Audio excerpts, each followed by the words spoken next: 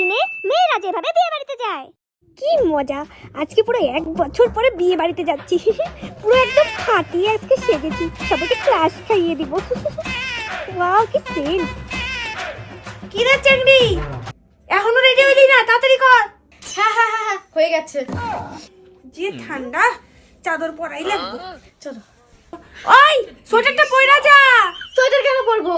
3000 টাকা দামের সারা পরেছি, মানুষ কিন্তু দেখাতে হবে নাকি? বারবার কইতাছি সোয়েটারটা পয়রা যা। সোয়েটার পরবো না। আরে ঠান্ডা লাগবে না। আচ্ছা যা, যদি জ্বরে পড়াস বিছানা থেকে লাইট খেয়ে খেলাম। যা বলা তুমি বলতে থাকো, আমি গেলাম, বাই। এবার দেখো মেয়ের 2 দিন পরের অবস্থা। যেই কথা সেই কাম, যত বাজায় নিছস। আমি আর কোনোদিন তোমার অবাধ্য হবো না। ঠিক হইছে, ঠিক হইছে।